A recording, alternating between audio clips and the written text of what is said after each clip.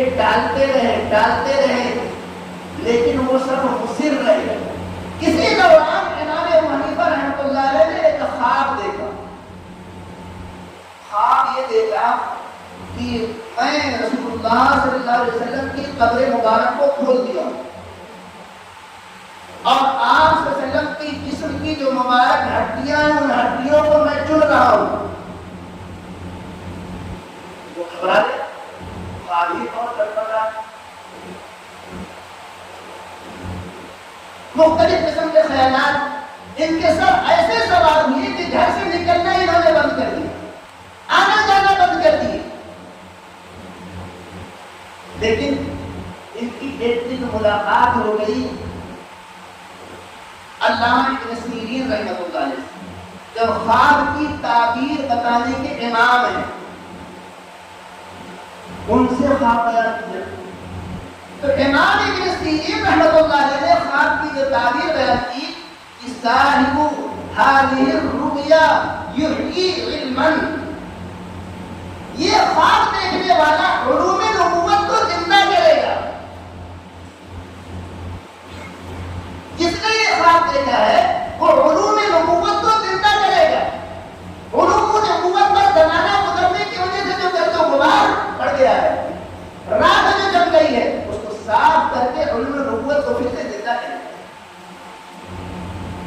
تو یہ ہے امام ابو حنیفہ رحمۃ اللہ. جب انہوں نے امام حماد رحمۃ اللہ علیہ کی مجلس سنبھالی تو کچھ ہی دنوں کے اندر جس آبتاب سے, جس شان شوکت سے امام حماد رحمۃ اللہ علیہ کی مجلس ان کی حیات میں جاری و ساری تھی, اسی رونق کے ساتھ, اسی چمک دمک کے ساتھ, اسی آبتاب کے ساتھ یہ مجلس درس پھر سے زندہ ہو گئی. اور چوک در چوک علوم دینیا کے طالب علم امام ابو حنیفہ رحمۃ اللہ علیہ کی مجلس میں شریک ہونے لگے. اور کوفہ اور بصرہ کی تمام مجالس دینیا اور تمام درسگاہوں پر امام ابو حنیفہ رحمۃ اللہ علیہ کی درسگاہ تفقہ اور برتری اور بڑائی حاصل شہرت. اب انہوں نے جو مسائل کا اتحاد کی تو کیسے کیا؟ امام ابو حنیفہ رحمۃ اللہ علیہ نے اپنے شاگردوں میں سے 40 مخصوص شاگرد جو انتہائی نمایاں علمی حیثیت کے مالک تھے ان کا انتخاب کیا. مؤرخین لکھتے ہیں کہ ان میں سے 28 لوگ ایسے تھے جو قاضی اور قاضی القضات چیف جسٹس بنانے کے لائق تھے. تو ایسے 40 شاگردوں کا انہوں نے انتخاب اور اس 40 میں سے 12 کی ایک کمیٹی اور بنائی انہی 40 میں سے. اور امام ابو حنیفہ رحمۃ اللہ علیہ ایک جزئیے کو ان کے سامنے پیش کرتے. امام ابو حنیفہ رحمۃ اللہ علیہ کی ایک خوبی یہ تھی اور ان کی فکر کی یہ خصوصیت ہے کہ انہوں نے اس وقت کے جو موجودہ مسائل تھے صرف انہی مسائل کا استخراج قرآن حدیث سے نہیں کیا, بلکہ آئندہ آج سے 400 سال 500 سال 100 سال 2 سال پہلے کیا کیا مسائل پیش آ سکتے ہیں ان کو سامنے رکھا. اور یعنی جن کے حقوق کا آئندہ چل کر کے امکان تھا ایسے مسائل کو سامنے رکھے اور ایک جزئیہ وہ اس مجلس کے سامنے پیش کرتے اور ہر کوئی اس میں جواب دیتا, اپنا جواب دیتا. اگر سب کا جواب ایک ہی ہوتا تو اس مسئلے کو فوراً اسی وقت لکھ لیا جاتا, درج کر لیا جاتا. اور اگر اس میں اختلافات ہوتے تو بعض اوقات ایک مسئلے مہینے گزر جاتے. تو امام ابو حنیفہ رحمۃ اللہ علیہ نے یہ مسائل بیان کیے کوئی اپنے گھر سے نہیں بیان کیے، نہ اپنی طبیعت سے بیان کیے.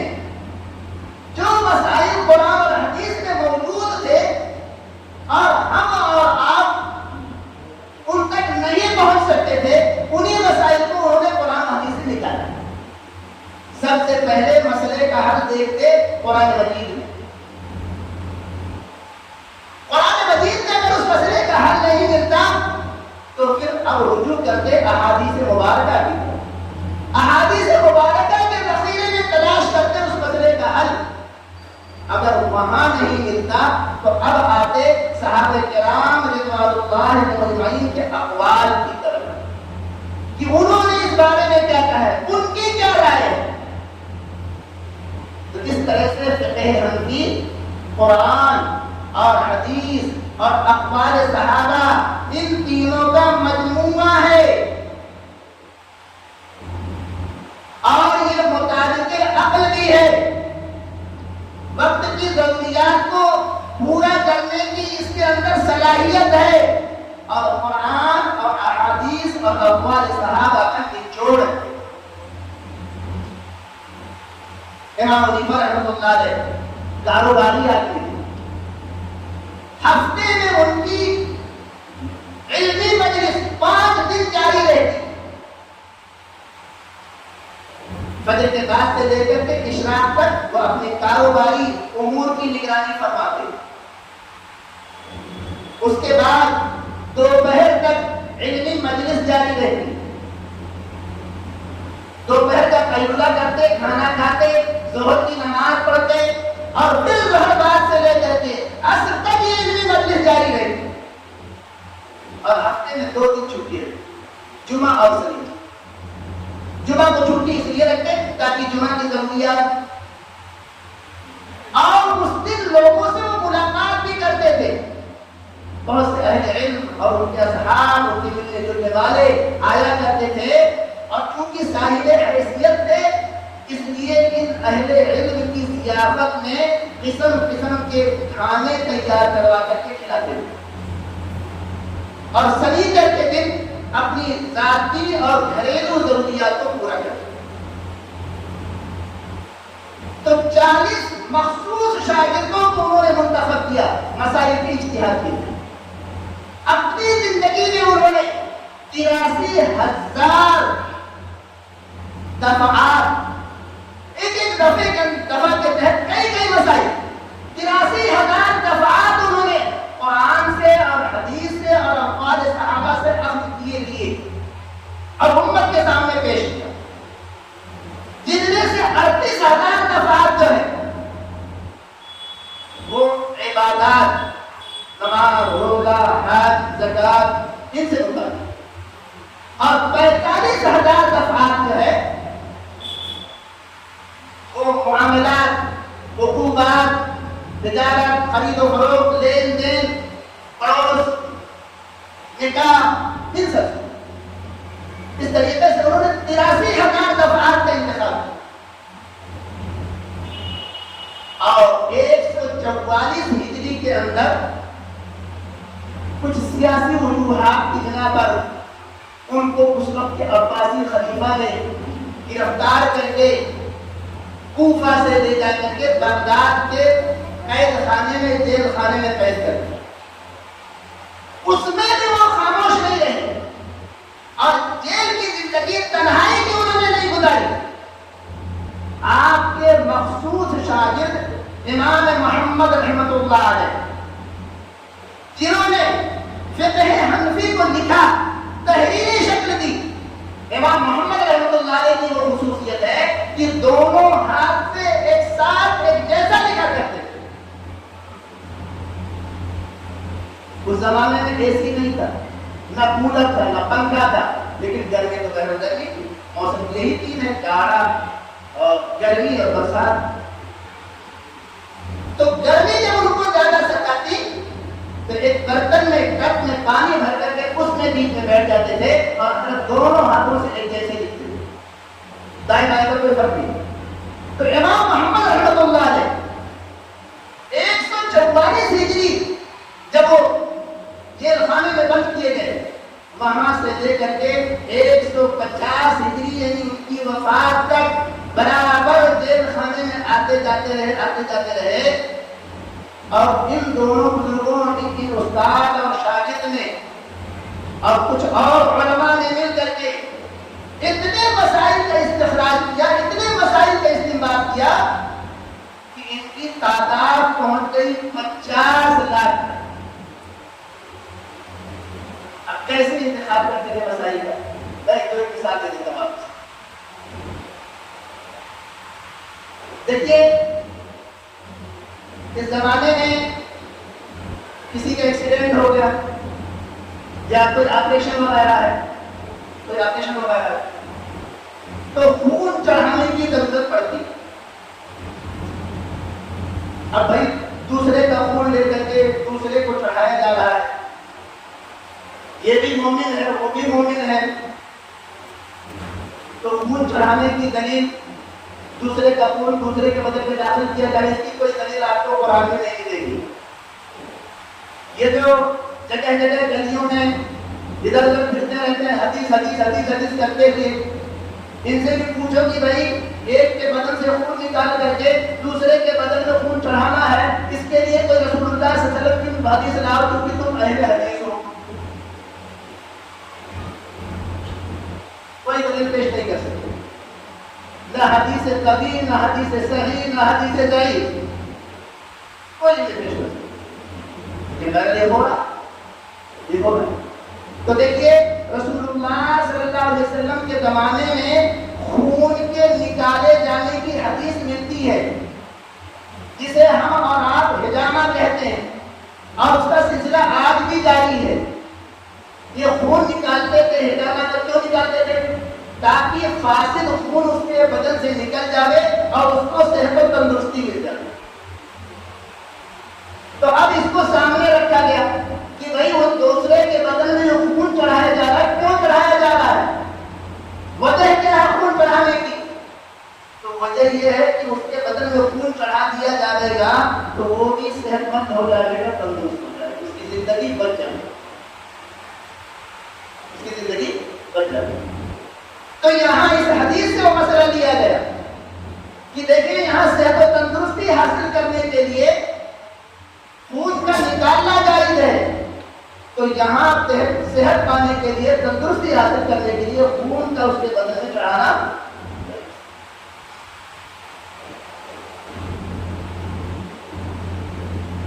ہم لوگ اس زمانے میں کیا بلکہ پچھلے 45-40 سال سے فوٹو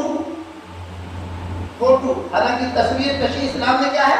حرام ہے، لیکن پاسپورٹ بنوانا ہے، امتحان میں بیٹھنا ہے، داخلہ لینا ہے، یہ فارم بھرنا ہے وہ فارم بھرنا ہے، ہر جگہ کیا لگ رہی ہے؟ فوٹو لگ رہی ہے۔ تو حدیث شریف میں تو تصویر کھینچانا منع ہے، حرام ہے، پھر کہاں سے اس کو جائز قرار دیا؟ لائیے قرآن مجید کی کوئی آیت نہیں ملے گی، کوئی حدیث بھی نہیں ملے گی، کسی صحابی کا کوئی قول بھی نہیں ملے گا، جو محدثین ہیں ان میں سے بھی کسی کا قول نہیں ملے گا، کہاں سے؟ تو دیکھیے قرآن مجید میں ایک آیت ہے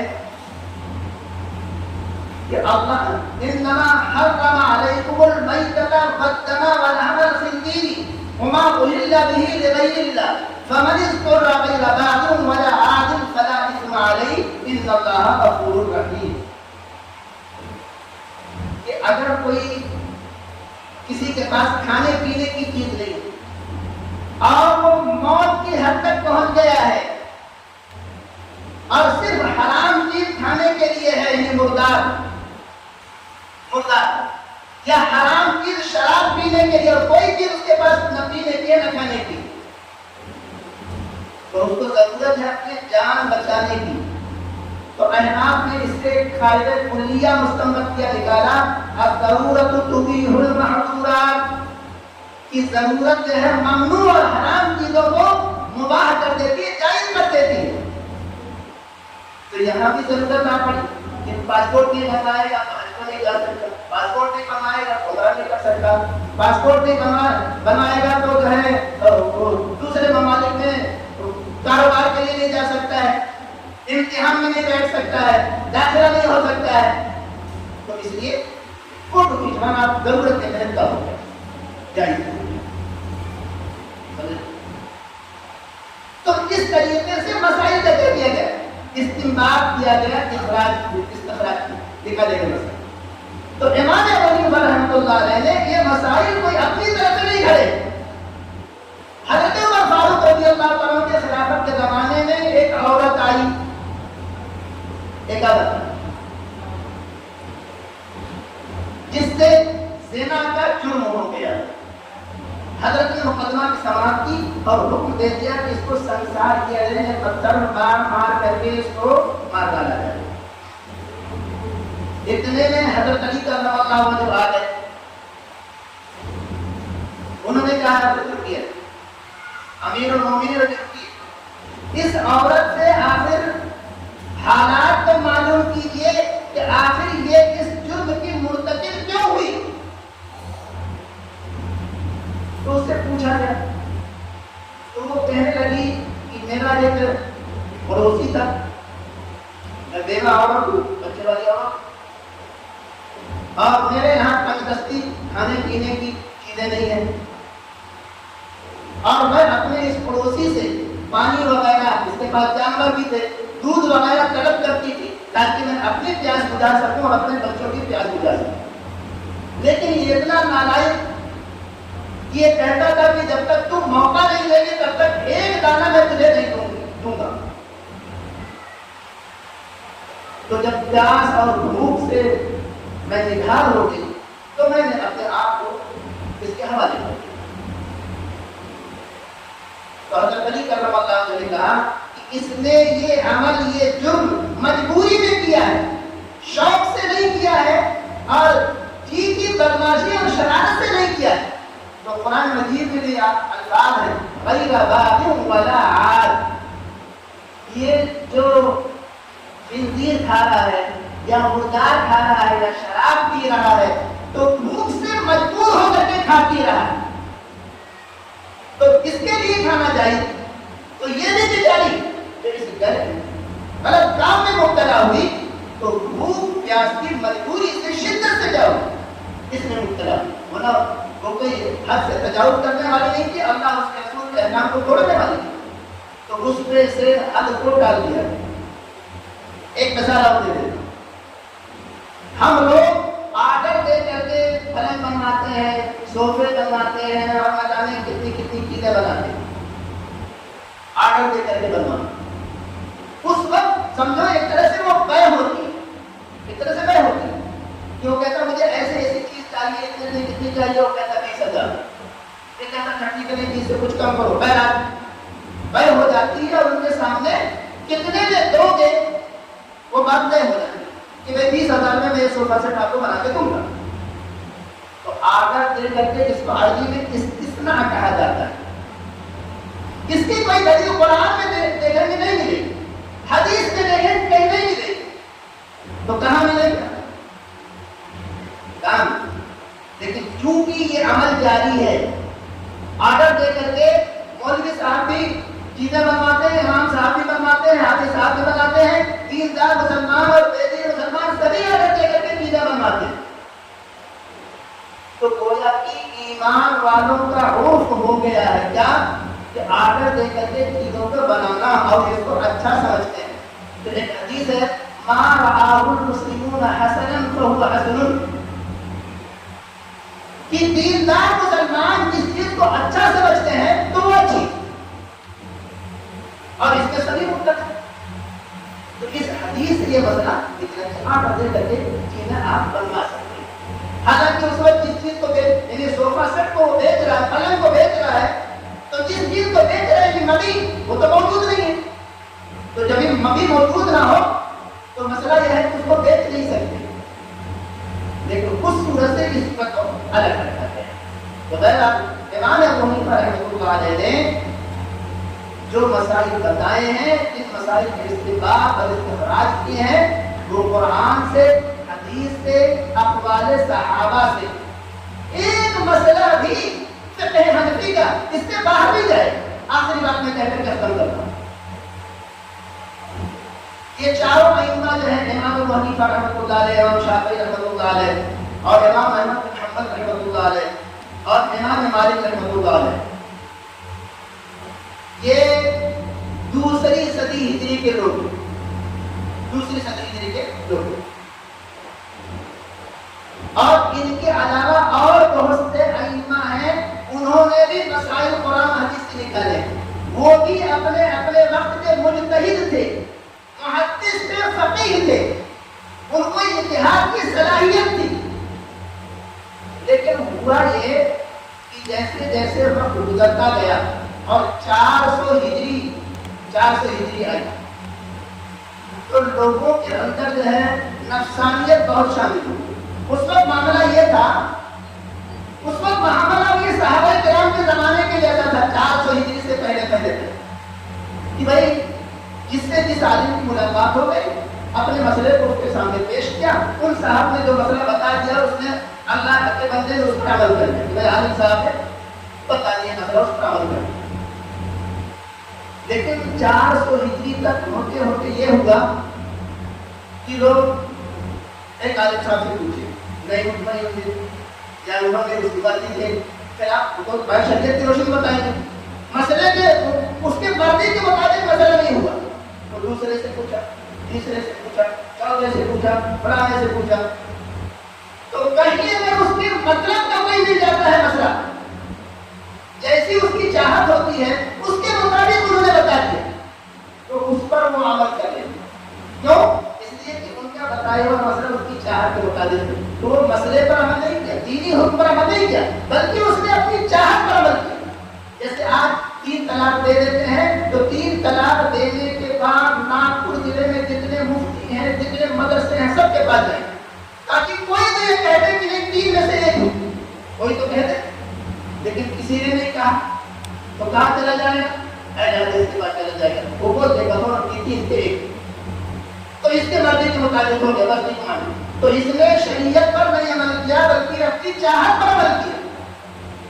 تو اس لیے 400 ہجری میں اس وقت کے جو فکر مند علماء تھے، محدثین اور فقہاء تھے، انہوں نے اس بات پر اتفاق کیا کہ اب ہر ایک پر لازم ہوگا کہ جو جس مسلک کا متبع ہے، پیروکار ہے، اس کو اسی مسلک کے مسائل پر عمل کرنا ضروری ہے۔ حنفی اس کو اختیار ہے کہ چاہے امام حنیفہ رحمۃ اللہ علیہ کو کہ مسئلے پر عمل کرے، چاہے امام شافعی کے، چاہے امام مالک کے، چاہے امام احمد بن حنبل رحمۃ اللہ علیہ۔ لیکن جب ایک مرتبہ امام احمد بن حنبل رحمۃ اللہ علیہ، ایک مرتبہ امام مالک رحمۃ اللہ علیہ کی تقلید اس نے اپنی گردن میں ڈال دی تو اب اس کو زندگی بھر تمام مسائل میں، چاہے اس کی چاہت کے مطابق ہو، چاہے اس کی چاہت کے خلاف ہو، اس کو اسی پر عمل کرنا۔ تو یہاں سے جو ہے مسئلہ یہ شروع ہوگا۔ غیر اللہ پریشان ہم سب کو صحیح چیز پر عمل کرنے کی توفیق نصیب فرمائے، اور ہر قسم کے فکروں سے اور شرور سے ہم سب کی اور پوری امت مسلمانوں کی حفاظت۔ جزاک اللہ۔